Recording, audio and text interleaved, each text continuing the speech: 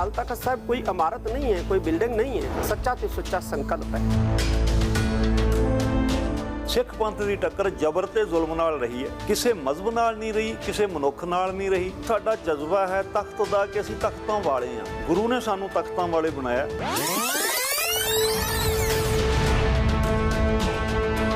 हरमंदर साहब भी जो कुछ वापरिया है, असलियत की है वो अजे तक भी नहीं पता। जवाहरलाल नेहरू ने अपनी सभी जीवनी से लिखी है कि मेरी लड़की इन्नी जिद्दी है, ਜਿਹੜੀ ਗੱਲ ਇੱਕ ਵਾਰੀ ਕਹਿ ਦੇ ਉਸ ਨੂੰ ਕਰਕੇ ਦੋਨਾਂ ਤਾਕਤਾਂ ਨੂੰ ਫੇਰੋ ਫੇਰੂ ਕਰਨ ਵਾਸਤੇ ਇਸ ਤਰ੍ਹਾਂ ਦੇ ਸਕੰਡੇ ਵਰਤੇ ਕਿ ਇਹਨਾਂ ਨੂੰ ਖਿਡਾ ਦੇ। ਜੇਕਰ ਉਹ ਇਕੱਠੇ ਰਹਿੰਦੇ ਸੀ ਤਾਂ ਸ੍ਰੀ ਅਕਾਲ ਤਖਤ ਸਾਹਿਬ ਤੇ ਹਮਲਾ ਨਹੀਂ ਹੋ ਸਕਦਾ। ਇਹ ਗੁਰੂ ਦਾ ਤਖਤ ਹੈ, ਇੱਥੋਂ ਜਿਹੜਾ ਛੇਕਿਆ ਹੋਇਆ, ਇੱਥੋਂ ਸਜ਼ਾ ਜਿਹਨੂੰ ਮਿਲੀ ਉਹਨੇ ਸਜ਼ਾ ਸੰਸਾਰ ਵਿੱਚ ਭੋਗੀ ਆ।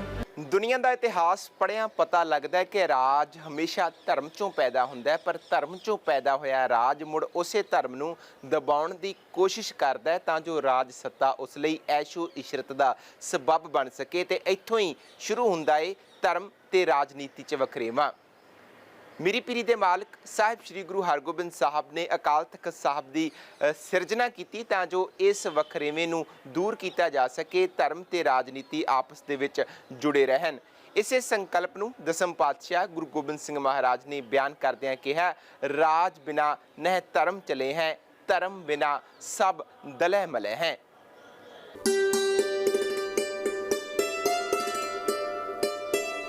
ਸ਼੍ਰੀ ਹਰਿਮੰਦਰ ਸਾਹਿਬ ਦੀ ਦਰਸ਼ਨੀ ਡਿਓੜੀ ਦੇ ਪੱਛਮ ਵਿੱਚ ਐਨ ਸਾਹਮਣੇ ਸ਼੍ਰੀ ਗੁਰੂ ਰਾਮਦਾਸ ਜੀ ਅਤੇ ਸ਼੍ਰੀ ਗੁਰੂ ਅਰਜਨ ਦੇਵ ਜੀ ਦੇ ਸਮੇਂ ਅੰਮ੍ਰਿਤਸਰ ਸਰੋਵਰ ਦੀ ਕਾਰ ਸੇਵਾ ਕਰਦਿਆਂ ਜੋ ਮਿੱਟੀ ਬਾਹਰ ਕੱਢੀ, ਉਸ ਨਾਲ ਇੱਕ ਕੱਚਾ ਥੜਾ ਬਣ ਗਿਆ।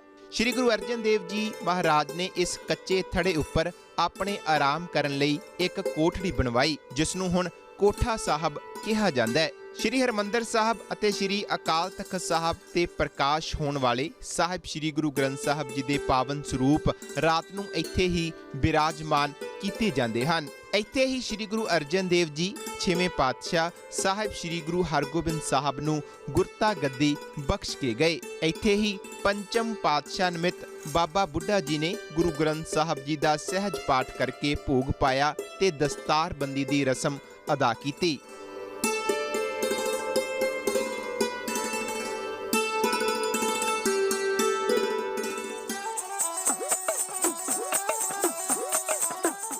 ਗੁਰੂ ਹਰਗੋਬਿੰਦ ਸਾਹਿਬ ਤਖਤ ਰਚਨਾ ਚਾਹੁੰਦੇ ਸਨ।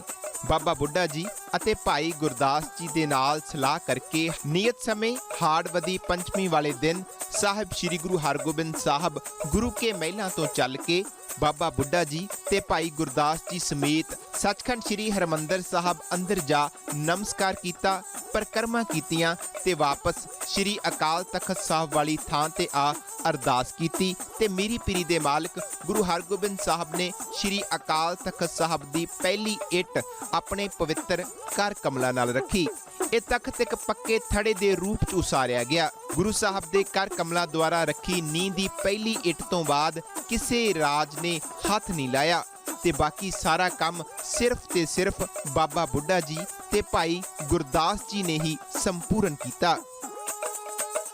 ਸ੍ਰੀ ਗੁਰੂ ਹਰਗੋਬਿੰਦ ਸਾਹਿਬ ਸੱਚੇ ਪਾਤਸ਼ਾਹ ਨੇ ਇਸ ਮਹਾਨ ਤਖਤ ਦੀ ਸਿਰਜਣਾ ਦੇ ਵਕਤ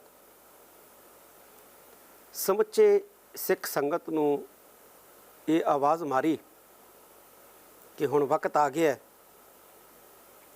ਕਿ ਅਸੀਂ ਜ਼ੁਲਮ ਦੇ ਖਿਲਾਫ ਮੈਦਾਨ ਦੇ ਵਿੱਚ ਉਤਰੀਏ ਤੇ ਜ਼ੁਲਮ ਦਾ ਖਾਤਮਾ ਕਰੀਏ। ਸਿੱਖਾਂ ਨੂੰ ਧਾਰਮਿਕ ਤੌਰ ਤੇ ਮਜ਼ਬੂਤ ਕਰਨ ਦੇ ਨਾਲ ਨਾਲ ਸਮਾਜਿਕ, ਆਰਥਿਕ, ਰਾਜਨੀਤਿਕ ਤੌਰ ਤੇ ਮਜ਼ਬੂਤ ਕਰਨ ਦੇ ਲਈ ਸ੍ਰੀ ਗੁਰੂ ਹਰਗੋਬਿੰਦ ਸਾਹਿਬ ਸੱਚੇ ਪਾਤਸ਼ਾਹ ਨੇ ਸ੍ਰੀ ਅਕਾਲ ਤਖਤ ਸਾਹਿਬ ਦੀ ਸਿਰਜਣਾ ਕਰਕੇ ਆਪ ਤਖਤ ਦੇ ਉੱਤੇ ਸੁਭਾਈਮਾਨ ਹੋਏ। ਉਦੋਂ ਤੋਂ ਲੈ ਕੇ ਅੱਜ ਤੱਕ ਸ੍ਰੀ ਅਕਾਲ ਤਖਤ ਸਾਹਿਬ ਸਿੱਖਾਂ ਦੀ ਹਰ ਖੇਤਰ ਦੇ ਵਿੱਚ ਅਗਵਾਈ ਜਿਹੜਾ ਹੈ ਉਹ ਕਰਦਾ ਆ ਰਿਹਾ ਹੈ। ਅਗਵਾਈ ਕਰ ਦੁਨੀਆ ਵਿੱਚ ਬਹੁਤ ਸਾਰੇ ਤਖਤ ਫਸਲਾਂ ਵਾਂਗੂ ਹੀ ਉੱਗੇ ਤੇ ਫਸਲਾਂ ਵਾਂਗਣ ਹੀ ਕੱਟੇ ਗਏ, ਪਰ ਕੇਵਲ ਇਹ 6ਵੇਂ ਪਾਤਸ਼ਾਹ ਜੀ ਦਾ ਇਹ ਮਹਾਨ ਤਖਤ ਹੈ ਜਿਹੜਾ ਯੁਗਾਂ ਜਗੰਤਰਾਂ ਤੱਕ ਸਦੀਵ ਕਾਲ ਅਟਲ ਹੈ, ਅਟਲ ਰਹੇਗਾ, ਕਿਉਂਕਿ ਇਹ ਗੁਰੂ ਦੀ ਬਖਸ਼ਿਸ਼ ਦੇ ਨਾਲ ਹੋਂਦ ਵਿੱਚ ਆਇਆ ਔਰ ਨਿਰਮਲ ਪੰਥ ਦੇ ਵਾਰਸਾਂ ਨੂੰ ਤਖਤਾਂ ਵਾਲੇ ਬਣਾਇਆ ਔਰ ਇਹ ਤਖਤ ਦਾ ਸਵੈਮਾਨ ਹੋਂਦ ਹੀ ਸਾਡਾ, ਜਿੱਥੇ ਸਾਡੀ ਫਿਲਾਸਫੀ ਹੈ, ਸਾਡੀ ਗੁਰਬਾਣੀ ਹੈ, ਸਾਡਾ ਇਤਿਹਾਸ ਹੈ, ਸਾਡਾ ਸਮੁੱਚਾ ਵਜੂਦ ਹੈ, ਉਹਦੇ ਵਿੱਚ ਅਕਾਲ ਤਖਤ ਸਾਹਿਬ ਦੀ ਹੋਂਦ, ਇਹਦੀ ਸਥਾਪਨਾ ਸਾਡੇ ਜਿਹੜਾ ਸਿੱਖ ਪੰਥ, ਨਿਰਮਲ ਪੰਥ, ਤੀਸਰ ਪੰਥ, ਗੁਰੂ ਪੰਥ ਦਾ ਇੱਕ ਨਿਆਰਾ ਵਜੂਦ ਔਰ ਫੈਸਲੇ ਲੈਣ ਦੀ ਸ਼ਕਤੀ ਦਾ ਪ੍ਰਤੀਕ ਹੈ।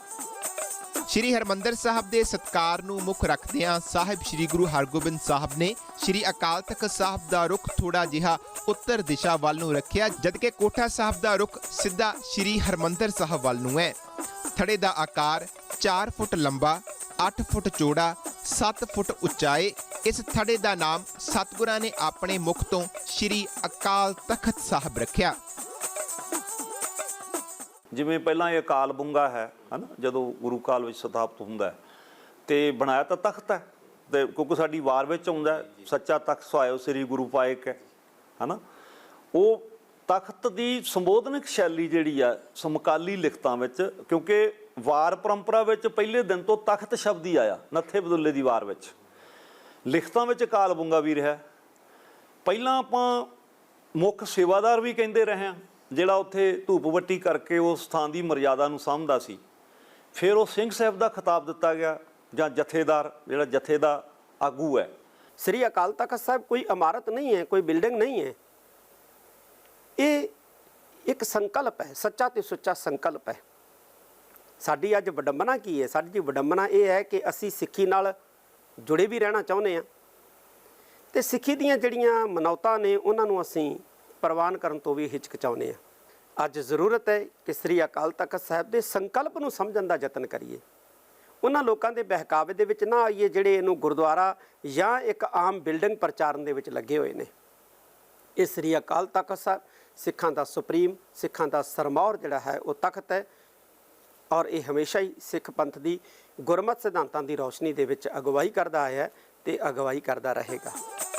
ਸਤਿਗੁਰਾਂ ਨੇ ਦੇਸ਼ ਪ੍ਰਦੇਸ਼ ਦੀਆਂ ਸੰਗਤਾਂ ਨੂੰ ਲਿਖ ਕੇ ਭੇਜਿਆ ਕਿ ਸੋਨੇ ਚਾਂਦੀ ਦੇ ਗਹਿਣਿਆਂ ਤੇ ਕੀਮਤੀ ਕੱਪੜਿਆਂ ਦੀ ਥਾਂ ਚੰਗੇ ਸ਼ਸਤਰਾਂ ਤੇ ਘੋੜਿਆਂ ਦੀ ਭੇਟਾ ਲੈ ਕੇ ਆਉਣ। 26 ਹਾੜ ਸੁਦੀ 10ਵੀਂ ਦਿਨ ਐਤਵਾਰ, ਜਦੋਂ ਸ਼੍ਰੀ ਅਕਾਲ ਤਖਤ ਸਾਹਿਬ ਉੱਪਰ ਸਤਿਗੁਰਾਂ ਦੇ ਬੈਠਣ ਲਈ ਬਾਦਸ਼ਾਹਾਂ ਵਰਗਾ ਸ਼ਾਹੀ ਸਿੰਘਾਸਣ ਸਜਾਇਆ ਗਿਆ। ਸਤਿਗੁਰਾਂ ਨੇ ਬਹੁਤ ਸੁੰਦਰ ਕੀਮਤੀ ਪੀਲੀ ਪੋਸ਼ਾਕ ਪਹਿਨੀ ਹੋਈ ਸੀ। ਸੀਸ ਤੇ ਸੁੰਦਰ ਦਸਤਾਰ ਉੱਪਰ ਕਲਗੀ ਸਜਾਈ ਹੋਈ ਸੀ। ਬਾਹਾਂ ਵਿੱਚ ਅੰਗਦ ਸੋਭ ਰਹੇ ਸਨ। ਗੁਰੂ ਸਾਹਿਬ ਦੇ ਹੁਕਮ ਅਨੁਸਾਰ ਬਾਬਾ ਬੁੱਢਾ ਜੀ ਨੇ ਦੋਹੀਂ ਪਾਸੀ 2 ਸ੍ਰੀ ਸਾਹਿਬ ਸਤਿਗੁਰਾਂ ਨੂੰ ਪਹਿਨਾਏ। ਮੁਖੀ ਸਿੱਖਾਂ ਤੇ ਸੰਗਤਾਂ ਨੇ 2 ਤਲਵਾਰਾਂ ਪਹਿਨਣ ਦਾ ਕਾਰਨ ਪੁੱਛਿਆ ਤਾਂ ਹਜ਼ੂਰ ਨੇ ਫਰਮਾਇਆ, ਇੱਕ ਤੇ ਲੈ ਮੀਰਨ ਕੀ ਮੀਰੀ, ਦੂਸਰ ਤੇ ਪੀਰਨ ਕੀ ਪੀਰੀ। ਮੀਰੀ ਪੀਰੀ ਦੋਨੋਂ ਤਰ੍ਹਾਂ ਬਚੈ ਸ਼ਰਨ ਨਤ ਜੁਗ ਪ੍ਰਹਰੈ।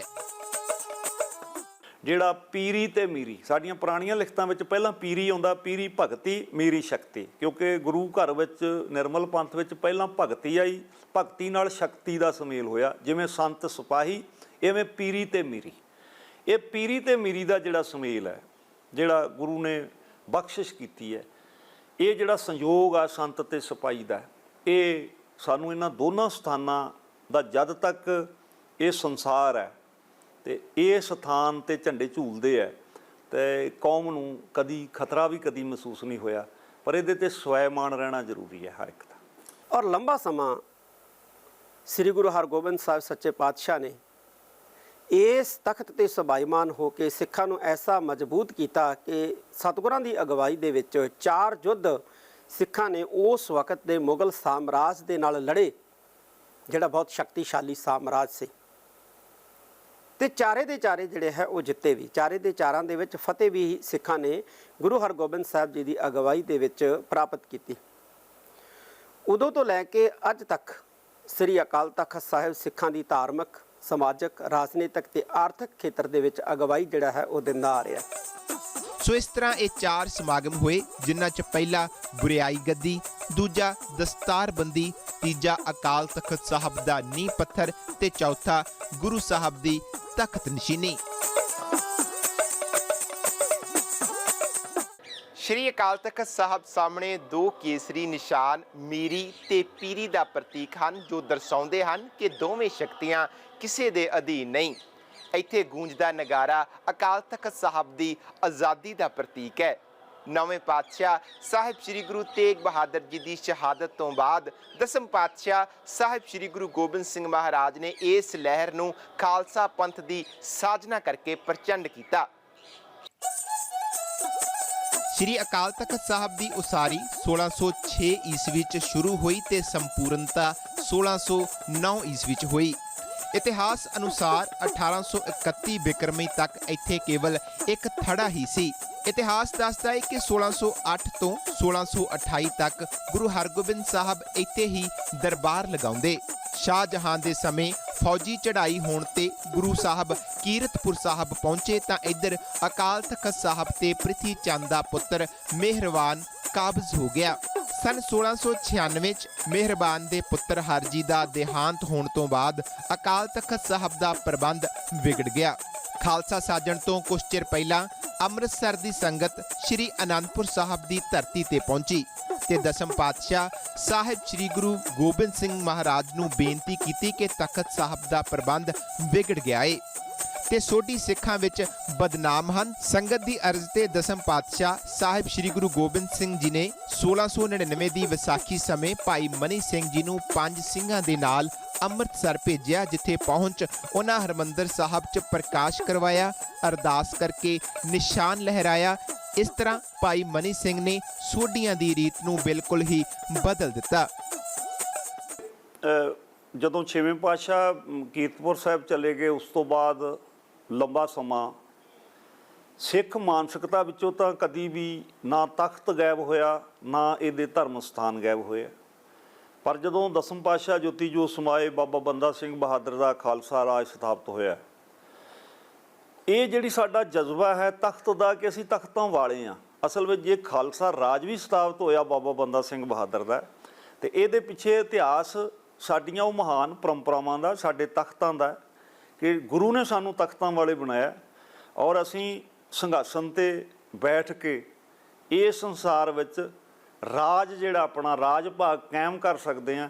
ਔਰ ਉਹ ਤਖਤ ਦੀ ਕਹਿ ਲਓ ਸ਼ਕਤੀ ਦੇ ਵਿੱਚੋਂ ਹੀ, ਉਹਦੀ ਪਰੰਪਰਾ ਦੇ ਵਿੱਚੋਂ ਹੀ, ਉਹਦੀ ਮਾਨਤਾਵਾਂ ਦੇ ਵਿੱਚੋਂ ਹੀ ਅਸੀਂ ਜਿਹੜਾ ਇਹ ਬਾਬਾ ਬੰਦਾ ਸਿੰਘ ਬਹਾਦਰ ਦਾ ਖਾਲਸਾ ਰਾਜ ਸਥਾਪਿਤ ਹੋਇਆ। ਇਹ ਵੱਖਰੀ ਗੱਲ ਹੈ ਕਿ ਬਾਬਾ ਬੰਦਾ ਸਿੰਘ ਬਹਾਦਰ ਦੀ ਸ਼ਹਾਦਤ ਜੂਨ 1716 ਈਸਵੀ 'ਚ ਹੋਈ। ਸਿੰਘਾਂ ਉੱਤੇ ਸਖਤੀ ਦਾ ਦੌਰ ਵੀ ਚੱਲਿਆ, ਪਰ 1734 ਦੇ ਕਰੀਬ ਭਾਈ ਮਨੀ ਸਿੰਘ ਜੀ ਫਿਰ ਇੱਥੇ ਇਕੱਠ ਹਰਿਮੰਦਰ ਸਾਹਿਬ ਵਿਖੇ ਹੁੰਦਾ, ਉਹਨਾਂ ਦੀ ਸ਼ਹਾਦਤ ਵੀ ਹੁੰਦੀ ਹੈ। ਸਿੱਖ ਜਿਹੜਾ ਜਦੋਂ ਵੀ ਇਸ, ਕਿਉਂਕਿ ਟੱਕਰ ਜ਼ੁਲਮ ਨਾਲ ਹੈ, ਕਿਸੇ ਧਰਮ ਨਾਲ ਨਹੀਂ ਹੈ। ਜਦੋਂ ਕਲਗੀਧਰ ਪਾਤਸ਼ਾਹ ਦਾ ਜਾਪ ਸਾਹਿਬ ਸਿੱਖ ਪੜ੍ਹਦੇ ਨਾ, ਤੇ ਸਤਿਗੁਰੂ ਕਹਿੰਦੇ ਨਮਸਤੰ ਅਮਜ਼ਬੇ, ਹੇ ਅਕਾਲ ਪੁਰਖ ਤੈਨੂੰ ਨਮਸਕਾਰ ਹੈ, ਤੇਰਾ ਕੋਈ ਮਜ਼ਹਬ ਨਹੀਂ। ਭਾਈ ਮਨੀ ਸਿੰਘ ਦੀ ਸ਼ਹਾਦਤ ਤੋਂ ਬਾਅਦ ਸ਼੍ਰੀ ਅਕਾਲ ਤਖਤ ਸਾਹਿਬ ਇੱਕ ਐਸੀ ਸੰਸਥਾ ਵਜੋਂ ਉਭਰੀ ਜੋ ਪਿੱਛੋਂ ਜਾ ਕੇ ਪੰਥਕ ਰਾਜਨੀਤੀ ਦਾ ਕੇਂਦਰੀ ਧੁਰਾ ਹੀ ਬਣ ਗਈ। ਦਲ ਖਾਲਸਾ, ਬੁੱਢਾ ਦਲ, ਤਰਨਾ ਦਲ ਤੇ ਸਿੱਖ ਮਿਸਲਾਂ ਦੇ ਸਮੇਂ ਸਿੱਖਾਂ ਵਿੱਚ ਸ਼੍ਰੀ ਅਕਾਲ ਤਖਤ ਸਾਹਿਬ ਦਾ ਉਹੀ ਮਹੱਤਵ ਕਾਇਮ ਰਿਹਾ। ਸਾਰੇ ਪੰਥਕ ਫੈਸਲੇ ਸਰਬ ਸੰਮਤੀ ਨਾਲ ਹੁੰਦੇ ਰਹੇ। ਇਸ ਸਮੇਂ ਭਾਈ ਗੁਰਦਾਸ ਜੀ ਨੂੰ ਪਹਿਲੇ ਜਥੇਦਾਰ ਵੀ ਲਿਖਿਆ ਮਿਲੇਗਾ ਕਿ ਜਦੋਂ ਦੀਵਾ ਬੱਤੀ ਕਰਨੀ ਹੈ। ਇਹ ਠੀਕ ਹੈ ਕਿ ਜਿਹੜਾ ਜਥੇਦਾਰ ਸ਼ਬਦ ਹੈ ਇਹ 1920 ਤੋਂ ਬਾਅਦ ਸਾਡੀਆਂ ਲਿਖਤਾਂ ਵਿੱਚ ਆਇਆ, ਪਰ ਸ਼ਬਦ ਜਿਹੜੇ ਸਮੇਂ ਨਾਲ ਤਬਦੀਲ ਹੁੰਦੇ ਆ। ਕਿਸੇ ਸਮੇਂ ਸਾਡਾ ਗੁਰਦੁਆਰਾ ਧਰਮਸ਼ਾਲਾ ਹੈ ਸਾਰੀਆਂ ਲਿਖਤਾਂ ਵਿੱਚ, ਪਰ ਗੁਰਦੁਆਰਾ ਵੀ ਸ਼ਬਦ ਮਤਲਬ ਹੈ ਤਾਂ ਇਹ ਗੁਰਦੁਆਰਾ ਸਾਹਿਬ ਹੀ ਸੀ, ਇਹਨੂੰ ਕਹਿੰਦੇ ਧਰਮਸ਼ਾਲਾ ਸੀ। ਇਸ ਲਈ ਸੇਵਾ ਨਿਭਾਉਣ ਵਾਲਿਆਂ 'ਚ ਭਾਈ ਮਨੀ ਸਿੰਘ ਜੀ ਵੀ ਆਏ। ਉਹਨਾਂ ਦੀ ਸ਼ਹਾਦਤ ਤੋਂ ਬਾਅਦ ਭਾਈ ਤਾਰੂ ਸਿੰਘ ਜੀ ਦੀ ਸ਼ਹਾਦਤ ਹੋਈ, ਬਾਬਾ ਦੀਪ ਸਿੰਘ ਜੀ ਦੀ ਕੁਰਬਾਨੀ ਹੁੰਦੀ ਹੈ।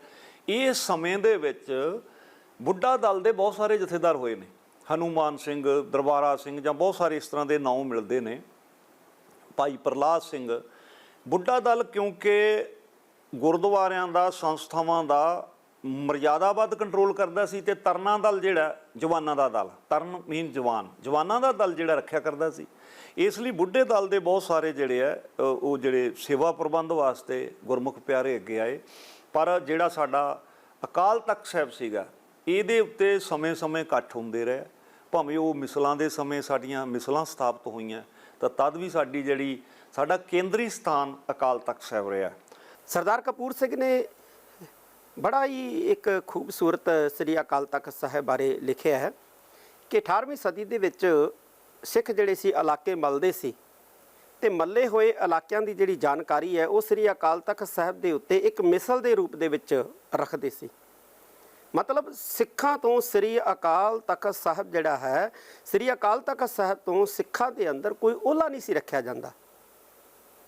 ਜੋ ਵੀ ਸਿੱਖਾਂ ਦੇ ਦੀਆਂ ਪ੍ਰਾਪਤੀਆਂ ਹੁੰਦੀਆਂ ਸੀ ਉਹ ਸ੍ਰੀ ਅਕਾਲ ਤਖਤ ਸਾਹਿਬ ਦੀ ਨਜ਼ਰਸਾਨੀ ਕੀਤੀਆਂ ਜਾਂਦੀਆਂ ਸੀ।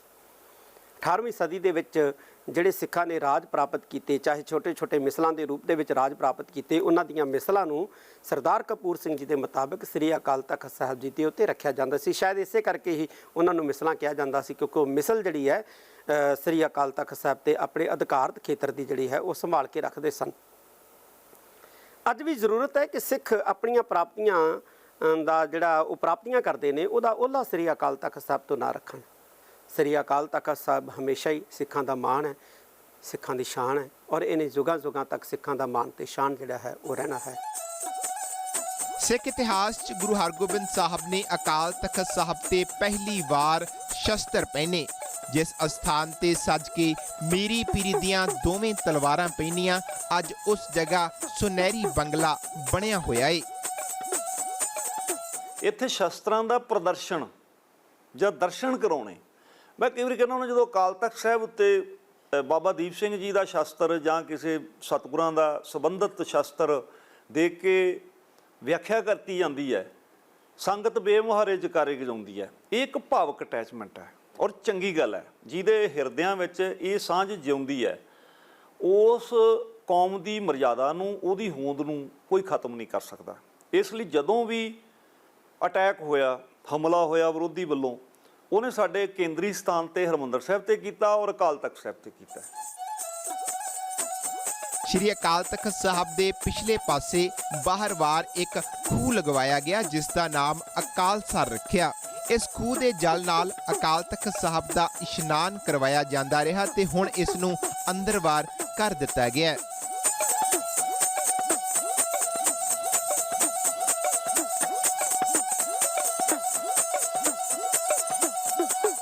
ਗਿਆਨੀ ਗਿਆਨ ਸਿੰਘ ਜੀ ਦੇ ਮੁਤਾਬਕ ਸ਼੍ਰੀ ਅਕਾਲ ਤਖਤ ਸਾਹਿਬ ਜੀ ਦੀ ਪਹਿਲੀ ਮੰਜ਼ਲ ਦੀ ਤਿਆਰੀ ਸਰਦਾਰ ਜੱਸਾ ਸਿੰਘ ਆਹਲੂਵਾਲੀਆ ਦੀ ਨਿਗਰਾਨੀ ਹੇਠ ਹੋਈ ਤੇ ਬਾਕੀ ਮੰਜ਼ਲਾਂ ਸ਼ੇਰੇ ਪੰਜਾਬ ਮਹਾਰਾਜਾ ਰਣਜੀਤ ਸਿੰਘ ਦੁਆਰਾ ਤਿਆਰ ਕਰਵਾਈਆਂ ਗਈਆਂ।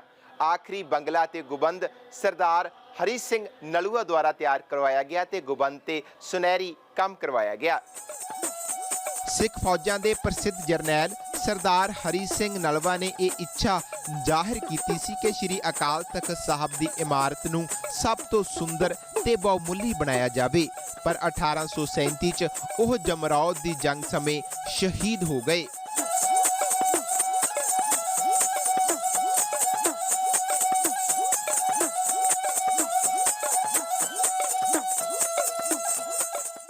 ਸ਼੍ਰੀ ਅਕਾਲ ਤਖਤ ਸਾਹਿਬ ਖਾਲਸਾ ਪੰਥ ਦਾ ਕੇਂਦਰੀ ਤੇ ਅਧਿਕਾਰਸ਼ਾਲੀ ਤਖਤ ਹੈ। ਜਦੋਂ ਵੀ ਖਾਲਸਾ ਪੰਥ ਤੇ ਭੀੜ ਬਣੀ, ਸ਼੍ਰੀ ਅਕਾਲ ਤਖਤ ਸਾਹਿਬ ਦਾ ਰੁਖ ਕੀਤਾ ਗਿਆ ਤੇ ਅਕਾਲ ਤਖਤ ਸਾਹਿਬ ਨੇ ਹਮੇਸ਼ਾ ਹੀ ਖਾਲਸਾ ਪੰਥ ਨੂੰ ਯੋਗ ਅਗਵਾਈ ਬਖਸ਼ੀ। 1845 ਜਦੋਂ ਸਿੱਖਾਂ ਤੇ ਅੰਗਰੇਜ਼ਾਂ ਦੀ ਪਹਿਲੀ ਲੜਾਈ ਹੋਈ ਤਾਂ ਡੋਗਰਿਆਂ ਦੀ ਸਾਜ਼ਿਸ਼ ਕਾਰਨ ਅੰਗਰੇਜ਼ਾਂ ਦੀ ਧੋਖੇ ਨਾਲ ਪ੍ਰਾਪਤ ਕੀਤੀ ਜਿੱਤ ਤੋਂ ਬਾਅਦ ਉਹਨਾਂ ਲਾਹੌਰ ਪਹੁੰਚਦਿਆਂ ਹੀ ਹਰਿਮੰਦਰ ਸਾਹਿਬ ਦਾ ਪ੍ਰਬੰਧ ਇੱਕ ਸਰਬਰਾਹ ਦੇ ਅਧੀਨ ਪੁਜਾਰੀਆਂ ਨੂੰ ਸੌਂਪ ਦਿੱਤਾ ਤੇ ਅਕਾਲ ਤਖਤ ਸਾਹਿਬ ਦਾ ਪ੍ਰਬੰਧ ਨਿਹੰਗ ਸਿੰਘਾਂ ਤੋਂ ਲੈਣ ਲਈ ਫੌਜੀ ਹਮਲਾ ਵੀ ਕਰ ਦਿੱਤਾ। ਇਸ ਹਮਲੇ ਵਿੱਚ ਬਹੁਤ ਸਾਰੇ ਨਿਹੰਗ ਸਿੰਘ ਸ਼੍ਰੀ ਅਕਾਲ ਤਖਤ ਸਾਹਿਬ ਦੇ ਸਾਹਮਣੇ ਸ਼ਹੀਦ ਹੋ ਗਏ ਤੇ ਅਕਾਲ ਤਖਤ ਸਾਹਿਬ ਦਾ ਪ੍ਰਬੰਧ ਵੀ ਅੰਗਰੇਜ਼ ਹਾਕਮਾਂ ਨੇ ਸਰਕਾਰੀ ਸਰਬਰਾਹ ਦੇ ਅਧੀਨ ਪੁਜਾਰੀਆਂ ਦੇ ਹੱਥ ਹੀ ਦੇ ਦਿੱਤਾ। ਉਹਨਾਂ ਨੇ ਅਕਾਲ ਤਖਤ ਦੇ ਜਥੇਦਾਰ ਨੂੰ ਅਕਾਲ ਤਖਤ ਸਾਹਿਬ ਤੋਂ ਦੂਰ ਕਰਤਾ। ਫਿਰ ਬੁੱਢਾ ਦਲ ਆਪਣਾ ਬਚਾਅ ਕਰਦਾ ਹੋਇਆ ਉਧਰ ਤਕਰੀਬਨ 15 ਤੋਂ 17 ਸਾਲ ਦੇ ਲਗਭਗ ਸਮਾਂ ਉਹਨਾਂ ਨੂੰ ਦੱਖਣ ਦੇ ਵਿੱਚ ਬਤੀਤ ਕਰਦੇ। ਉਸ ਤੋਂ ਪਿੱਛੋਂ ਉਹ ਥੋੜ੍ਹੇ ਜਿਹੇ ਬਚੇ ਖੁਚੇ ਸਿੰਘਾਂ ਦੇ ਨਾਲ ਬਾਬਾ ਗਿਆਨ ਸਿੰਘ ਜੀ ਇੱਥੇ ਆਏ ਪੰਜਾਬ ਦੇ ਵਿੱਚ। ਉਹਨੇ ਚਿਰ ਨੂੰ ਅੰਗਰੇਜ਼ਾਂ ਨੇ ਅਕਾਲ ਤਖਤ ਤੇ ਆਪਣਾ ਜਿਹੜਾ ਸੀ ਉਹ ਹਰਿਮੰਦਰ ਸਾਹਿਬ ਤੇ ਆਪਣਾ ਗਲਬਾ ਉਹ ਪੂਰੀ ਤਰ੍ਹਾਂ ਕਾਬਜ਼ ਕਰ ਲਿਆ ਸੀ ਔਰ ਹਰਿਮੰਦਰ ਸਾਹਿਬ ਦਾ ਪ੍ਰਬੰਧ ਕਰਨ ਦੇ ਲਈ ਉਹਨਾਂ ਨੇ ਪੁਜਾਰੀ ਨਿਯੁਕਤ ਕਰ ਦਿੱਤੇ ਤੇ ਹਰਿਮੰਦਰ ਸਾਹਿਬ ਦੇ ਸਮੁੱਚੇ ਦਾ ਪ੍ਰਬੰਧ ਲਈ ਇੱਕ ਸਰਬਰਾ ਉਹਨਾਂ ਨੇ ਨਿਯੁਕਤ ਕੀਤਾ ਤੇ ਸਰਬਰਾ ਜਿਹੜੇ ਸੀ ਉਹ ਸਾਰੇ ਦੇ ਸਾਰੇ ਤਕਰੀਬਨ ਅੰਗਰੇਜ਼ਾਂ ਦੇ ਟਾਊਟ ਪਿੱਠੂ ਹੁੰਦੇ ਸੀ, ਜਿਨ੍ਹਾਂ ਚੋਂ ਇੱਕ ਦਾ ਤੁਸੀਂ ਆਮ ਸਾਰੀ ਸਿੱਖ ਸੰਗਤ ਜਾਣਦੀ ਹੈ, ਅਰੂੜ ਸਿੰਘ ਜੀ। ਜਦੋਂ ਜਨਰਲ ਡਾਇਰ ਜਲਿਆਂਵਾਲੇ ਬਾਗ ਤੇ ਹਮਲਾ ਕਰਕੇ ਬੇਅੰਤ ਸਿੰਘਾਂ, ਮਜਰੂਮਾਂ, ਨਿਰਦੋਸ਼ੀਆਂ ਨੂੰ ਕਤਲ ਕਰਕੇ ਦਰਬਾਰ ਸਾਹਿਬ ਆਉਂਦਾ ਹੈ ਤਾਂ ਅਰੂੜ ਸਿੰਘ ਨੂੰ ਸਰੋਪਾਓ ਵੀ ਦਿੰਦਾ ਹੈ। ਇਸ ਤਰ੍ਹਾਂ ਕਈ ਸਰਬਰਾਹ ਜਿਹੜੇ ਸੀ ਉਹ 1925 ਤੱਕ ਉਹ ਲਗਾਤਾਰ ਬਣਦੇ ਆਉਂਦੇ ਰਹੇ ਔਰ ਉਸ ਮੌਕੇ ਅਕਾਲ ਤਖਤ ਦਾ ਜਿਹੜਾ ਸੀ ਸਿੱਖ ਕੌਮ ਦੇ ਲਈ ਅਕਾਲ ਤਖਤ ਦਾ ਕੋਈ ਬਹੁਤਾ ਯੋਗਦਾਨ ਨਹੀਂ ਰਿਹਾ। ਬੁੱਢਾ ਦਲ ਜਿਹੜਾ ਸੀ ਉਹ ਪਾਸੇ ਰਹਿ ਕੇ ਪ੍ਰਚਾਰ ਥੋੜ੍ਹਾ ਬਹੁਤਾ ਜਿਹੜਾ ਸੀ ਉਹ ਚੱਲਦੇ ਵਹੀਰ ਦੁਆਰਾ ਪ੍ਰਚਾਰ ਕਰਦਾ ਰਿਹਾ, ਲੇਕਿਨ ਅਕਾਲ ਤਖਤ ਤੇ ਉਸ ਮੌਕੇ ਦੇ ਕੋਈ ਮਹੱਤਵਪੂਰਨ ਫੈਸਲੇ ਨਹੀਂ ਹੋਏ। 1920 ਦੇ ਵਿੱਚ ਸ਼੍ਰੋਮਣੀ ਗੁਰਦੁਆਰਾ ਪ੍ਰਬੰਧਕ ਕਮੇਟੀ ਅਤੇ ਸ਼੍ਰੋਮਣੀ ਅਕਾਲੀ ਦਲ ਦੀ ਸਥਾਪਨਾ ਤੋਂ ਬਾਅਦ ਗੁਰਦੁਆਰਾ ਸੁਧਾਰ ਲਹਿਰ ਚੱਲੀ ਤੇ ਪੰਜਾਬ ਦੇ ਸਾਰੇ ਗੁਰਦੁਆਰੇ ਮਹੰਤਾਂ ਤੋਂ ਆਜ਼ਾਦ ਕਰਵਾ ਲਏ ਗਏ। ।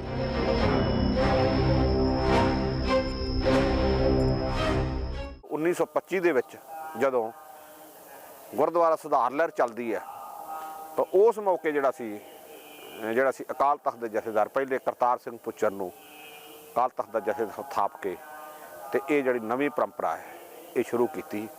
ਔਰ ਜਿਹੜੀ ਕਰਤਾਰ ਸਿੰਘ ਪੁੱਚਰ ਤੋਂ ਪਹਿਲਾਂ ਜਿੰਨੇ ਵੀ ਜਥੇਦਾਰ ਹੋਏ ਆ ਉਹਨਾਂ ਦੇ ਨਾਮ ਦੇ ਨਾਲ ਜਥੇਦਾਰ ਸ਼ਬਦ ਨਹੀਂ ਲੱਗਦਾ ਕਿਸੇ ਨਾਲ ਵੀ, ਉਹਨਾਂ ਨਾਲ ਸਿੰਘ ਸਾਹਿਬ ਹੀ ਸ਼ਬਦ ਸਾਰਿਆਂ ਨਾਲ ਜੁੜਦਾ। ਸਿੰਘ ਸਾਹਿਬ ਬਾਬਾ ਅਕਾਲੀ ਫੂਲਾ ਸਿੰਘ ਜੀ, ਸਿੰਘ ਸਾਹਿਬ ਬਾਬਾ ਹਨੂਮਾਨ ਸਿੰਘ ਜੀ। ਜਥੇਦਾਰ ਸ਼ਬਦ ਜਿਹੜਾ ਹੈ ਇਹ ਸ਼੍ਰੋਮਣੀ ਕਮੇਟੀ ਦੇ ਹੋਂਦ ਆਉਣ ਤੋਂ ਬਾਅਦ ਹੀ ਅਕਾਲ ਤਖਤ ਦੇ ਜਿਹੜੇ ਮੁੱਖ ਸੇਵਾਦਾਰ ਸੀ ਉਹਦੇ ਨਾਮ ਦੇ ਨਾਲ ਜੁੜਨਾ ਸ਼ੁਰੂ ਹੋਇਆ। 1947 ਤੋਂ 1977 ਤੱਕ ਸ੍ਰੀ ਅਕਾਲ ਤਖਤ ਸਾਹਿਬ ਅਸਲ ਵਿੱਚ ਸ਼੍ਰੋਮਣੀ ਅਕਾਲੀ ਦਲ ਦੇ ਮੋਰਚਿਆਂ ਦਾ ਹੀ ਕੇਂਦਰ ਰਿਹਾ ਤੇ ਕਿਸੇ ਵੀ ਹੋਰ ਕਿਸਮ ਦੀ ਪਾਲਿਸੀ ਮੈਟਰ ਨੂੰ ਨਹੀਂ ਵਿਚਾਰਿਆ ਗਿਆ। ਉਸ ਸਮੇਂ 24 ਮਈ 1960 ਨੂੰ ਮੋਰਚਾ ਸ਼ੁਰੂ ਹੋਇਆ। ਉਹਦੇ ਵਿੱਚ ਵੀ 57,129 ਗ੍ਰਿਫਤਾਰੀਆਂ ਹੋਈਆਂ।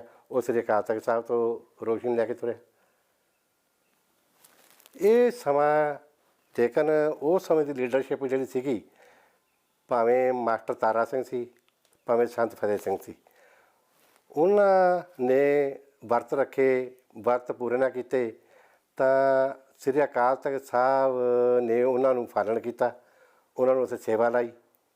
ਉਹ ਭਾਵੇਂ ਅਕਾਲੀ ਦਲ ਦੇ ਪ੍ਰਧਾਨ ਸੀਗੇ, ਉਹਨਾਂ ਨੂੰ ਸਜ਼ਾਵਾਂ ਲੱਗੀਆਂ।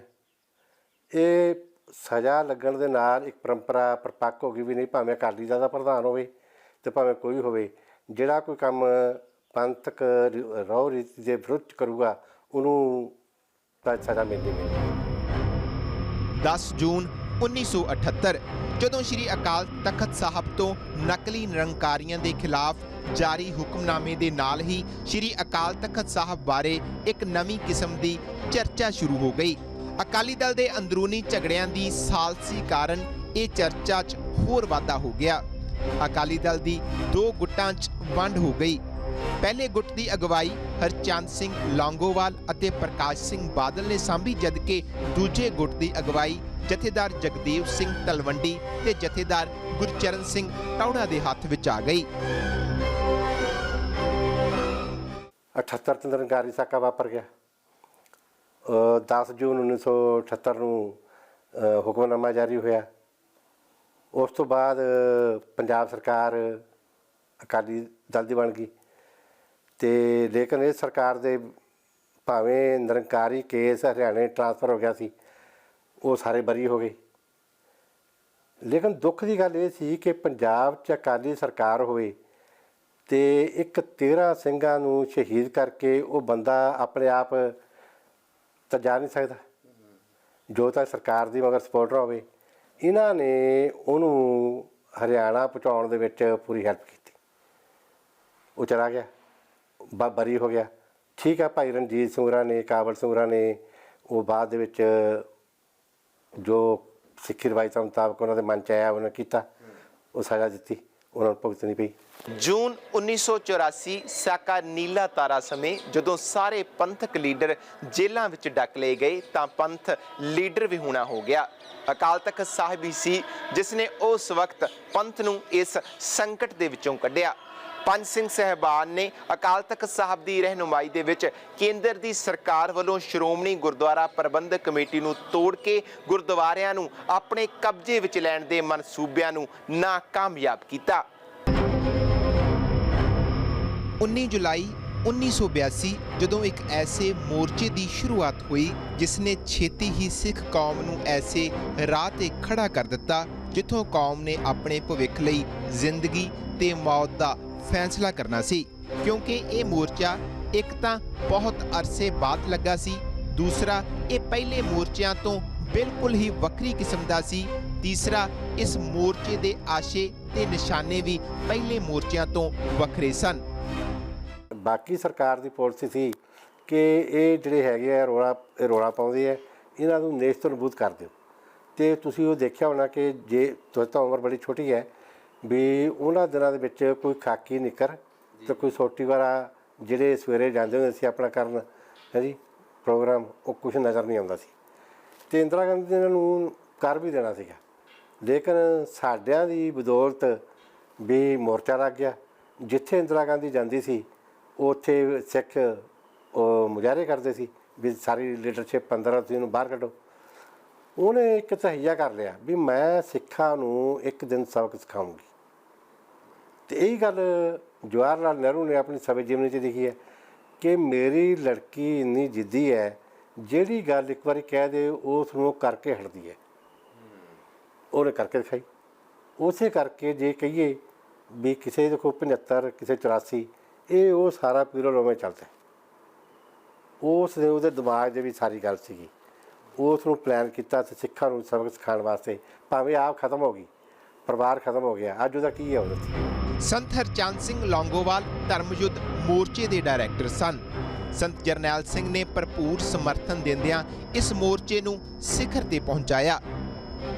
ਮੈਂ ਤੁਹਾਨੂੰ ਇੱਕ ਗੱਲ ਕਰਦਾ, ਤੁਸੀਂ ਮੇਰੇ ਕੋਲ ਇੱਥੇ ਬੈਠੇ ਹੋ, ਜੇ ਮੇਰੀ ਤੁਹਾਡੇ ਨਾਲ ਦੁਸ਼ਮਣੀ ਹੋਊਗੀ ਮੇਰੇ ਕੋਲ ਇੱਥੇ ਆ ਕੇ ਬੈਠ ਸਕਦੇ ਹੋ? ਸੰਤ ਜਰਨੈਲ ਸਿੰਘ ਖਾਲਸਾ ਭਿੰਡਰਾਂਵਾਲੇ ਤੇ ਸੰਤ ਹਰਚੰਦ ਸਿੰਘ ਲੌਂਗੋਵਾਲ ਇੱਕੋ ਮੰਜੇ ਤੇ ਇੱਕੋ ਰਜਾਈ 'ਚ ਬਹਿ ਕੇ ਖਾਣਾ ਛਕਦੇ ਹੈ, ਗਰਮ ਜਲ ਪੀ ਰਹੇ ਹੈ, ਕੋਈ ਇਹੋ ਜਿਹੀ ਗੱਲ ਕਿਹੜੀ ਸੀ? ਲੇਕਿਨ ਕੀ ਸੀਗਾ ਕਿ ਸਰਕਾਰੀ ਏਜੰਸੀਆਂ ਨੇ ਦੋਨਾਂ ਤਾਕਤਾਂ ਨੂੰ ਖੇਰੂ ਕਰਨ ਵਾਸਤੇ ਇਸ ਤਰ੍ਹਾਂ ਦੇ ਸਕੰਡੇ ਵਰਤੇ ਕਿ ਇਹਨਾਂ ਨੂੰ ਖਿੰਡਾ ਦਿਓ। ਜੇਕਰ ਉਹ ਇਕੱਠੇ ਰਹਿੰਦੇ ਸੀ ਤਾਂ ਸ੍ਰੀ ਅਕਾਲ ਤਖਤ ਸਾਹਿਬ 'ਤੇ ਹਮਲਾ ਨਹੀਂ ਹੋ ਸਕਦਾ ਸੀ। ਉਹਨਾਂ ਨੂੰ ਵੱਖਵਾ ਕਰਤਾ। ਹੁਣ ਜਿਵੇਂ ਡਾਇਰੀ ਦੇ ਪੰਨੇ ਹੈ, ਭੰਵਰ ਜੀ ਨੇ ਲਿਖਿਆ, ਕਹਿੰਦੇ ਵੀ ਜਦੋਂ ਅਖੀਰ 3 ਤਰੀਕ ਨੂੰ ਅਸੀਂ ਮਿਲੇ ਤਾਂ ਉਸ ਸਮੇਂ ਹਰਮੰਦਰ ਸੰਧੂ ਨੇ ਵੀ ਕਿਹਾ ਚਲੋ ਜੇਕਰ ਕੋਈ ਥੋੜ੍ਹੀ ਮੋਟੀ ਗੱਲਬਾਤ ਆ ਹੁਣ ਘੱਟੋ ਘੱਟ ਇਸ ਵੇਲੇ ਇਕੱਠੇ ਹੋ ਜਾਣਾ ਚਾਹੀਦਾ ਵੀ ਆਪਾਂ ਨੂੰ ਮਤਭੇਦ ਭੁਲਾ ਕੇ ਕੋਈ ਗੱਲ ਨਹੀਂ, ਦੋਨਾਂ ਬਹਿ ਜਾਣਾ ਚਾਹੀਦਾ। ਇਹਦਾ ਮਤਲਬ ਆਪਾਂ ਮੰਨਦੇ ਹਾਂ ਨਾ ਵੀ ਪਹਿਲਾਂ ਉਹ ਇਕੱਠੇ ਸੀਗੇ ਅਤੇ ਇਕੱਠੇ ਬਹਿ ਸਕਦੇ ਸੀਗੇ, ਲੇਕਿਨ ਹਾਲਾਤ ਇਹੋ ਜਿਹੇ ਬਣ ਗਏ ਵੀ ਦੋਨਾਂ ਪਾਸੇ, ਆਪਾਂ ਇਹ ਨਹੀਂ ਕਹਿੰਦੇ ਵੀ ਇੱਕ ਪਾਸੇ, ਦੋਨਾਂ ਪਾਸੇ ਹੀ ਇਹੋ ਜਿਹੇ ਲੋਕ ਸੀਗੇ ਜਿਨ੍ਹਾਂ ਨੇ ਦੋਨਾਂ ਨੂੰ ਇਕੱਠੇ ਨਹੀਂ ਹੋਣ ਦਿੱਤਾ, ਜਿਹਦੀ ਬਦੌਲਤ ਕੌਮ ਨੂੰ ਆਹ ਦਿਨ ਦੇਖਣੇ ਪਏ। ਅਕਤੂਬਰ 1983 ਨੂੰ ਦਰਬਾਰਾ ਸਿੰਘ ਦੀ ਅਗਵਾਈ ਵਾਲੀ ਪੰਜਾਬ ਦੀ ਕਾਂਗਰਸ ਸਰਕਾਰ ਨੂੰ ਭੰਗ ਕਰਕੇ ਸੂਬੇ ਵਿੱਚ ਰਾਸ਼ਟਰਪਤੀ ਸ਼ਾਸਨ ਲਾਗੂ ਕਰ ਦਿੱਤਾ ਗਿਆ ਤੇ ਦਸੰਬਰ 1983 ਨੂੰ ਭਿੰਡਰਾਂਵਾਲੇ ਹੁਣ ਦਰਬਾਰ ਸਾਹਿਬ ਦੇ ਗੁਰੂ ਨਾਨਕ ਨਿਵਾਸ ਕੰਪਲੈਕਸ ਦੇ ਸਭ ਤੋਂ ਅਹਿਮ ਹਿੱਸੇ ਯਾਨੀ ਅਕਾਲ ਤਖਤ ਸਾਹਿਬ ਪਹੁੰਚ ਗਏ। ਪੰਜਾਬ ਦੇ ਵਿੱਚ ਹਿੰਸਾ ਦਾ ਦੌਰ ਸ਼ੁਰੂ ਹੋ ਚੁੱਕਿਆ ਸੀ ਤੇ ਉਸ ਤੋਂ ਬਾਅਦ ਜੂਨ 1984 ਦੇ ਦੌਰਾਨ ਭਾਰਤੀ ਫੌਜ ਵੱਲੋਂ ਸ਼੍ਰੀ ਹਰਿਮੰਦਰ ਸਾਹਿਬ ਉੱਤੇ ਕੀਤਾ ਆਪਰੇਸ਼ਨ ਬਲੂ ਸਟਾਰ ਵਜੋਂ ਜਾਣਿਆ ਜਾਂਦਾ ਹੈ। ਇੱਥੋਂ ਤੱਕ ਕਿ ਅਹਿਮਦ ਸ਼ਾਹ ਅਬਦਾਲੀ ਤੇ 1984 ਦੇ ਵਿੱਚ ਸ੍ਰੀ ਅਕਾਲ ਤਖਤ ਸਾਹਿਬ ਜੀ ਨੂੰ ਨਿਸ਼ਾਨਾ ਵੀ ਜਿਹੜਾ ਹੈ ਉਹ ਬਣਾਇਆ ਗਿਆ ਹੈ। ਇਹਨੂੰ ਢਾਉਣ ਦਾ ਵੀ ਜਿਹੜਾ ਹੈ ਉਹ ਨਾਪਾਕ ਯਤਨ ਜਿਹੜਾ ਹੈ ਉਹ ਹੋਇਆ ਹੈ।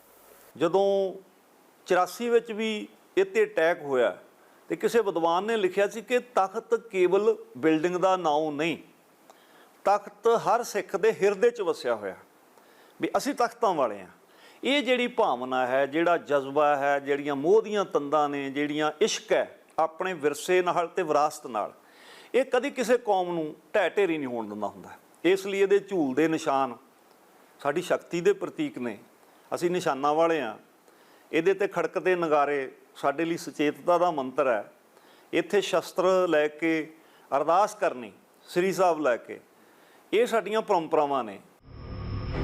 ਸਰਕਾਰੀ ਵਾਈਟ ਪੇਪਰ ਮੁਤਾਬਕ ਇਸ ਹਮਲੇ 'ਚ 493 ਆਮ ਲੋਕ ਅਤੇ 83 ਫੌਜੀ ਮਾਰੇ ਗਏ। ਕੇਂਦਰੀ ਸਿੱਖ ਅਜਾਇਬ ਘਰ ਵਿੱਚ ਹਮਲੇ ਦੇ ਮ੍ਰਿਤਕਾਂ ਦੀ ਸੂਚੀ ਵਿੱਚ 783 ਨਾਂ ਸ਼ਾਮਲ ਹਨ, ਪਰ ਮੌਕੇ ਤੇ ਹਾਜ਼ਰ ਲੋਕ ਇਹ ਗਿਣਤੀ ਕਿਤੇ ਜ਼ਿਆਦਾ ਦੱਸਦੇ ਹਨ।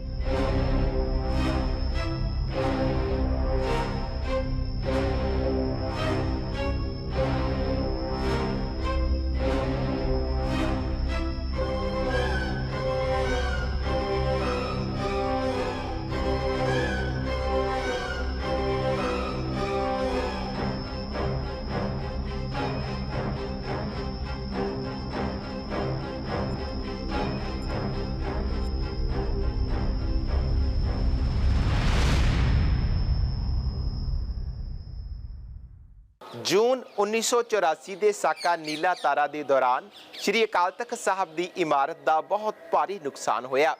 ਕੇਂਦਰ ਸਰਕਾਰ ਵੱਲੋਂ ਆਪਣੇ ਰਾਜ ਮਜ਼ਦੂਰ ਲਗਾ ਕੇ ਡਿੱਗੇ ਟੱਠੇ ਹਿੱਸੇ ਨੂੰ ਮੁੜ ਉਸਾਰਿਆ ਗਿਆ, ਪਰ ਪੰਥ ਨੇ ਇਸ ਨੂੰ ਮਨਜ਼ੂਰ ਨਾ ਕੀਤਾ। ਪੰਜ ਸਿੰਘ ਸਾਹਿਬਾਨ, ਸ਼੍ਰੋਮਣੀ ਅਕਾਲੀ ਦਲ ਤੇ ਸ਼੍ਰੋਮਣੀ ਗੁਰਦੁਆਰਾ ਪ੍ਰਬੰਧਕ ਕਮੇਟੀ ਦੇ ਸਾਂਝੇ ਪੰਥਕ ਫੈਸਲੇ ਅਨੁਸਾਰ ਸ਼੍ਰੀ ਅਕਾਲ ਤਖਤ ਸਾਹਿਬ ਦੀ ਇਮਾਰਤ ਨੂੰ ਮੁੜ ਢਾਹ ਕੇ ਦੁਬਾਰਾ ਉਸਾਰਨ ਦਾ ਫੈਸਲਾ ਕੀਤਾ ਗਿਆ। ਸੱਚਖੰਡ ਸ੍ਰੀ ਹਰਿਮੰਦਰ ਸਾਹਿਬ ਸਿੱਖਾਂ ਦੀ ਆਤਮਾਏ ਤੇ ਆਤਮਾ ਨੂੰ ਦਿੱਤਾ ਜ਼ਖਮ ਰਹਿੰਦੀ ਦੁਨੀਆ ਤੱਕ ਦਰਦ ਦਿੰਦਾ ਰਹਿੰਦਾ ਏ। ਸਰਕਾਰ ਚਾਹੁੰਦੀ ਸੀ ਕਿ ਜਲਦ ਤੋਂ ਜਲਦ ਇਸ ਹਮਲੇ ਦੇ ਨਿਸ਼ਾਨ ਨੂੰ ਮਿਟਾ ਦਿੱਤਾ ਜਾਵੇ। ਸਰਕਾਰ ਨੇ ਸਿੱਖ ਪੰਥ ਦੀਆਂ 5 ਸ਼ਖਸੀਅਤਾਂ ਨਾਲ ਮੇਲ-ਜੋਲ ਕਰਕੇ ਇਸ ਦੀ ਮੁਰੰਮਤ ਮੁਕੰਮਲ ਕਰ ਦਿੱਤੀ, ਪਰ ਸਿੱਖ ਹਲਕਿਆਂ ਨੇ ਇਸ ਹੋਈ ਕਾਰ ਸੇਵਾ ਨੂੰ ਰੱਦ ਕਰਦਿਆਂ ਸਰਕਾਰ ਸੇਵਾ ਦਾ ਨਾਮ ਦਿੱਤਾ ਤੇ ਢਾਹ ਕੇ ਪੰਥਕ ਵਸੀਲਿਆਂ ਨਾਲ ਮੁੜ ਸ਼੍ਰੀ ਅਕਾਲ ਤਖਤ ਸਾਹਿਬ ਦੀ ਉਸਾਰੀ ਕਰਵਾਈ। ਸਾਰਿਆਂ ਦੇ ਮਨ ਦੀ ਮਨਸ਼ਾ ਸੀ ਵੀ ਉਹਨੂੰ ਨਾ ਸ਼ੀਸ਼ੇ 'ਚ ਮੜਤਾ ਜਾਵੇ। ਇਹ ਸਾਰੇ ਅਕਾਲ ਤਖਤ ਨੂੰ ਸ਼ੀਸ਼ੇ 'ਚ ਮੜ ਦਿਓ, ਦੁਆਰਾ ਨਾ ਬਣਾਓ, ਇਹ ਹੀ ਰਹਿਣ ਦਿਓ। ਉਹਦਾ ਇਹ ਸੀਗਾ ਕਿ ਜੇਕਰ ਇਹ ਮੜਿਆ ਹੋਊਗਾ ਤਾਂ ਮੂਵਮੈਂਟ ਜਿਹੜੀ ਚੱਲ ਰਹੀ ਹੈ, ਕੋਈ ਦੁਨੀਆ ਦੀ ਤਾਕਤ ਉਸ ਨੂੰ ਖਤਮ ਨਹੀਂ ਕਰ ਸਕਦੀ। ਲੇਕਿਨ ਸਰਕਾਰ ਇਸ ਗੱਲ ਨੂੰ ਬਰਦਾਸ਼ਤ ਨਹੀਂ ਕਰਦੀ ਸੀ। ਇਸ ਲਈ ਉਹਨਾਂ ਨੇ ਬੂਟਾ ਸਿੰਘ ਵਰਗਿਆਂ ਸਾਰਿਆਂ ਨੂੰ ਉਹਨਾਂ ਨੇ ਆਪਣੇ ਬਾਬਾ ਖੜਾ ਸਿੰਘ ਨਾਲ ਗੱਲ ਕਰਨੀ ਚਾਹੀਦੀ ਜਦੋਂ ਇੰਦਰਾ ਗਾਂਧੀ ਦੀ ਦਰਬਾਰ ਸਾਹਿਬ ਆਈ ਹੈ, ਲੇਕਿਨ ਬਾਬਾ ਜੀ ਨੇ ਜਵਾਬ ਦੇ ਦਿੱਤਾ। ਸਿੰਘ ਸਾਹਿਬਾਨ ਨਾਲ ਮੇਰੇ ਸਿਰਫ ਗਿਆਨੀ ਸਾਹਿਬ ਸਿੰਘ ਨਾਲ ਹੀ ਗੱਲਬਾਤ ਹੋਈ। ਗਿਆਨੀ ਸਾਹਿਬ ਸਿੰਘ ਨੇ ਨਿਸ਼ਾਨ ਦਿਖਾਏ, ਹਾਂਜੀ, ਅਦਰਵਾਈਜ਼ ਵੀ ਉਹਨਾਂ ਨੇ ਫਾਲੋ ਕਰ ਲਿਆ ਜੋ ਕੁਝ ਦੁਨੀਆ ਦੇ ਵਿੱਚ ਘਟਨਾਕ੍ਰਮ ਵਾਪਰ ਗਿਆ ਸੀ ਕਿ ਜੇ ਅਕਾਲ ਤਖਤ ਸਾਹਿਬ ਇਸ ਤਰ੍ਹਾਂ ਰਿਹਾ ਤਾਂ ਇਹ ਕੋਈ ਨਵਾਂ ਹੀ ਕੰਮ ਬਣ ਜੂਗਾ। ਉਹਨਾਂ ਨੇ ਫਿਰ ਸੰਤਾ ਸਿੰਘ ਨੂੰ ਲੱਭਿਆ। ਬੂਟਾ ਸਿੰਘ, ਦੇਖੋ ਇੱਕ ਗੱਲ ਤਾਂ ਮੈਂ ਤੁਹਾਨੂੰ ਦੱਸ ਦਿਆਂ ਵੀ ਜਿਹੜਾ ਬੰਦਾ ਅਕਾਲੀ ਦਲ 'ਚੋਂ ਗਿਆ, ਭਾਵੇਂ ਬੂਟਾ ਸਿੰਘ ਹੈ, ਭਾਵੇਂ ਉਹ ਗਿਆਨੀ ਜੈਲ ਸਿੰਘ ਹੈ, ਇਹ ਲੋਕਾਂ ਨੂੰ ਉਸ ਸਮੇਂ ਧਰਮ ਬਾਰੇ, ਇਤਿਹਾਸ ਬਾਰੇ ਜਾਣਕਾਰੀ ਤਾਂ ਪੂਰੀ ਸੀਗੀ। ਅਤੇ ਕਈ ਵਾਰੀ ਮਜਬੂਰੀਆਂ ਹੁੰਦੀਆਂ ਜਿਹਦੇ ਕਰਕੇ ਅਗਲਿਆਂ ਨੂੰ ਅਕਾਲੀ ਦਲ 'ਚ ਦੂਜੇ ਪਾਸੇ ਜਾਣਾ ਪੈਣਾ ਜਾਂ ਕਿਸੇ ਪਾਸੇ ਹੋਰ ਪਾਰਟੀ ਜਾਣਾ ਪੈਣਾ। ਉਸ ਸਮੇਂ ਉਹਨਾਂ ਨੇ ਸੰਤਾ ਸਿੰਘ ਨਾਲ ਗੱਲਬਾਤ ਕੀਤੀ। ਸੰਤਾ ਸਿੰਘ ਤੋਂ ਉਹ ਬਿਲਡਿੰਗ ਤਿਆਰ ਕਰਵਾਈ, ਜਿਹੜੇ ਪਾਚ ਲਵਾਣੇ ਸੀ ਉਸ ਤਰ੍ਹਾਂ ਰੰਗ ਰੋਗਨ ਸਭ ਕੁਛ ਕਰਕੇ ਤਿਆਰ ਕੀਤਾ। ਲੇਕਿਨ ਉਸ ਸਮੇਂ ਜਿਹੜੀ ਜੋਸ਼ ਸੀ ਉਹ ਆਪ ਮੁਹਾਰੀ ਸੀ, ਕਿਸੇ ਦਾ ਕੰਟਰੋਲ ਨਹੀਂ ਸੀ, ਕਿਉਂਕਿ ਕੋਈ ਲੀਡਰ ਨਜ਼ਰ ਨਹੀਂ ਆ ਰਿਹਾ ਸੀ। ਅਸਲ ਵਿੱਚ ਤਾਂ ਜਿਹੜਾ ਥੜਾ ਹੈ, ਥੜਾ ਇੱਕ ਤਖਤ ਦਾ ਰੂਪ ਸੀਗਾ ਜਿਹੜਾ ਆਪਾਂ ਸਾਂਭਿਆ ਹੋਇਆ, ਅੱਜ ਵੀ ਸ਼ੀਸ਼ੇ ਦੇ ਉਹ ਕਬਰ ਦੇ ਵਿੱਚ ਪੁਰਾਤਨ ਹੋਂਦ ਨੂੰ ਸਾਂਭਿਆ ਹੋਇਆ। ਉਹ ਇੱਕ ਚੈਲੰਜ ਆ। ਵੈਸੇ ਛੇਵੇਂ ਪਾਤਸ਼ਾਹ ਨੇ ਕੀਰਤਪੁਰ ਸਾਹਿਬ ਜਾ ਕੇ ਫਿਰ ਤਖਤ ਸਿਰਜਿਆ, ਉੱਥੇ ਵੀ ਉਹ ਉੱਚੇ ਸਥਾਨ 'ਤੇ ਸੁਭਾਏਮਾਨ ਹੁੰਦੇ ਸਨ। ਇਹ ਤੁਹਾਨੂੰ ਸਾਡੇ ਇਤਿਹਾਸ 'ਚੋਂ ਮਿਲ ਜਾਂਦਾ ਹੈ। ਉਹ ਜਿਹੜਾ ਬਿਲਡਿੰਗ ਦੇ ਉੱਤੇ ਜਿਹੜਾ ਅਟੈਕ ਆ 84 ਵਾਲਾ, ਤੇ ਫਿਰ ਇਹ ਮਤਲਬ ਟਕਸਾਲ ਦੇ ਸਿੰਘਾਂ ਦੀ ਜਿਹੜੀ ਸੇਵਾ ਉਹਨਾਂ ਵੱਲੋਂ ਇਹਦੀ ਸਥਾਪਨਾ ਜਿਹੜੀ ਹੈ ਇਹ ਨਵੇਂ ਰੂਪ ਦੀ, ਤਾਂ ਇਹਨੇ ਸਾਡੀ, ਕਿਉਂਕਿ ਇੱਕ ਚੈਲੰਜ ਵੀ ਇੱਕ ਸਮੇਂ ਵਿੱਚ ਆਇਆ ਕਿ ਘੱਲੂਘਾਰੇ ਤੋਂ ਬਾਅਦ ਬੰਦਾ ਮਾਨਸਿਕ ਤੌਰ ਤੇ ਸਮਾਜ ਉਦਾਸ ਵੀ ਹੋਇਆ, ਪਰ ਇਹਨਾਂ ਦੀ ਤਖਤਾਂ ਦੀ ਮਰਿਆਦਾ ਤੇ ਜਿਹੜੀ ਵਾਰ ਪਰੰਪਰਾ ਤੇ ਆਪਣੇ ਯੋਧਿਆਂ ਦੇ ਇਤਿਹਾਸ ਨੂੰ ਸਰਵਣ ਕਰਨਾ ਤੇ ਕਰਾਉਣਾ, ਇਹ ਕਦੀ ਵੀ ਸਮਾਜ ਨੂੰ ਨਿਰਾਸ਼ਾਵਾਦ ਵੱਲ ਨਹੀਂ ਪਰਤਣ ਦਿੰਦੇ। ਇਸ ਲਈ ਇਹ ਸਾਡਾ ਉਹ ਸਿੰਬੋਲਿਕ ਹੈ ਜਿੱਥੇ ਵੀਰ ਅਸੀਂ ਵਾਰਾਂ ਗਾਇਨ ਕੀਤੀਆਂ ਜਾਂਦੀਆਂ, ਜਿੱਥੇ ਸ਼ਸਤਰਾਂ ਨਾਲ ਵੀਰ ਰਸ ਪੈਦਾ ਕੀਤਾ ਜਾਂਦਾ, ਜਿੱਥੋਂ ਦੇ ਇਤਿਹਾਸ ਦੇ ਨਾਲ ਸਾਨੂੰ ਆਤਮਿਕ ਤੌਰ ਤੇ ਉੱਚੇ ਉਠਾਇਆ ਜਾਂਦਾ ਕਿ ਤੁਸੀਂ ਜਿਹੜੇ ਮੀਰੀ ਪੀਰੀ ਦੇ ਜਾਂ ਪੀਰੀ ਮੀਰੀ ਉਸ ਮਾਲਕ ਦੇ ਨਾਦੀ ਪਰਿਵਾਰ ਹੋ, ਤੇ ਉਹ ਜਿਹੜਾ ਨਾਦੀ ਪਰਿਵਾਰ ਹੈ ਉਹ ਜਿਹੜਾ ਇਹਨਾਂ ਤਖਤਾਂ ਦੀ ਸਾਂਭ ਸੰਭਾਲ ਵੀ ਕਰਦਾ ਹੈ, ਪਰ ਤਖਤਾਂ ਦੀ ਉਸ ਮਰਿਆਦਾ ਨੂੰ ਤੇ ਜਿਹੜੀਆਂ ਸੂਖਸ਼ਮ ਭਾਵਨਾਵਾਂ ਇਹਦੇ ਵਿੱਚ ਜਿਉਂਦੀਆਂ ਨੇ ਉਹਨਾਂ ਨੂੰ ਕਾਇਮ ਵੀ ਰੱਖਦਾ। ਸ਼੍ਰੀ ਅਕਾਲ ਤਖਤ ਸਾਹਿਬ ਸਿੱਖਾਂ ਦੇ ਧਾਰਮਿਕ ਅਖਤਿਆਰਾਂ ਦੀ ਮੁੱਢਲੀ ਗੱਦੀ ਹੈ ਤੇ ਇੱਥੋਂ ਜਾਰੀ ਹੁੰਦੇ ਹੁਕਮਨਾਮੇ ਸਮੂਹ ਸਿੱਖ ਜਗਤ ਤੇ ਸਾਰੀਆਂ ਸਿੰਘ ਸਭਾਵਾਂ ਤੇ ਲਾਗੂ ਹੁੰਦੇ ਹਨ। ਪਰ ਪਿਛਲੇ ਸਮੇਂ ਦੇ ਦੌਰਾਨ ਡੇਰਾ ਸੱਚਾ ਸੌਦਾ ਦੇ ਖਿਲਾਫ ਜਾਰੀ ਹੋਇਆ ਹੁਕਮਨਾਮਾ ਪੰਥਕ ਸੁਰਖੀਆਂ ਬਣਿਆ ਰਿਹਾ ਔਰ ਅੱਜ ਤੱਕ ਇਸ ਵਿਸ਼ਵ ਪੱਧਰ ਦੇ ਉੱਤੇ ਸਿੱਖ ਕਿਤੇ ਵੀ ਵਸਦਾ ਹੈ, ਇੱਥੋਂ ਜੋ ਵੀ ਸੰਦੇਸ਼ ਹੁੰਦਾ ਹੈ ਜਾਂ ਹੁਕਮਨਾਮਾ ਹੁੰਦਾ ਹੈ, ਉਹਦਾ ਖਿਆਲ ਜ਼ਰੂਰ ਹੁੰਦਾ ਕਿ ਉੱਥੋਂ ਫੈਸਲਾ ਕੀ ਹੁੰਦਾ ਹੈ।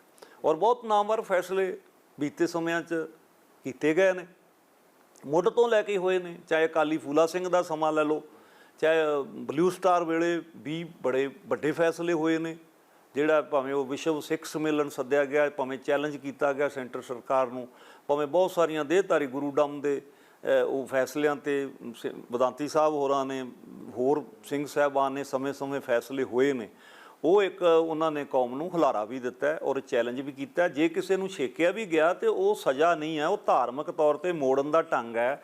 ਉਹ ਅਸੀਂ ਸਿੱਖ ਨੂੰ ਇੱਕ ਚੈਲੰਜ ਆ ਕਿ ਤੂੰ ਗਲਤ ਰਾਹ ਤੇ ਪੈ ਗਿਆ। ਹਾਂ, ਇਹ ਠੀਕ ਆ ਵੀ ਆਪੋ ਆਪਣੀ ਵਿਆਖਿਆਕਾਰੀ ਵਿੱਚ ਸਮਾਜ ਹਰ ਬੰਦਾ ਆਪਣੇ ਆਪ ਨੂੰ ਸੱਚਾ ਸਾਬਤ ਕਰੇਗਾ ਤੇ ਕੋਈ ਵੀ ਜਥੇਬੰਦਕ ਧਰਮ ਜਿਹੜਾ ਫਿਰ ਕਾਇਮ ਨਹੀਂ ਰਹਿ ਸਕਦਾ। ਇਸ ਲਈ ਇਹਦੀਆਂ ਮਰਿਆਦਾਵਾਂ ਨੂੰ, ਪਰੰਪਰਾ ਨੂੰ, ਇਹਦੀ ਹੋਂਦ ਨੂੰ ਕਾਇਮ ਰੱਖਣਾ, ਬਰਕਰਾਰ ਰੱਖਣਾ ਇਹ ਸਾਰੇ ਸਿੱਖ ਸਮਾਜ ਦਾ ਫਰਜ਼ ਹੈ ਕਿ ਵਿਪਤਾ ਦੇ ਸਮੇਂ ਕੋਈ ਫੈਸਲੇ ਲੈਣੇ ਪੈਣਗੇ ਤੇ ਸਾਨੂੰ ਤਖਤ ਹੀ ਸਾਡੇ ਵਾਸਤੇ ਮਹਾਨ ਹੈ ਔਰ ਤਖਤ ਦੇ ਨਾਲ ਜੁੜਨਾ। ਸੋ ਜਿੱਥੇ ਹਰਿਮੰਦਰ ਸਾਹਿਬ ਸਿੱਖ ਕੌਮ ਦੇ ਧਾਰਮਿਕ ਗੌਰਵ ਦਾ ਪ੍ਰਤੀਕ ਹੈ, ਅਕਾਲ ਤਖਤ ਉਸ ਦੀ ਰਾਜ ਸੱਤਾ ਦਾ ਚਿੰਨ੍ਹ ਹੈ। ਜੇ ਹਰਿਮੰਦਰ ਸਾਹਿਬ ਸਿੱਖ ਆਚਰਣ ਦੀ ਨਿਰਮਾਣਸ਼ੀਲਤਾ ਹੈ ਤਾਂ ਅਕਾਲ ਤਖਤ ਸਾਹਿਬ ਉਸ ਆਚਰਣ ਤੋਂ ਉਪਜੇ ਦ੍ਰਿੜ ਸੰਕਲਪ ਦੀ ਆਕ੍ਰਿਤੀ ਹੈ।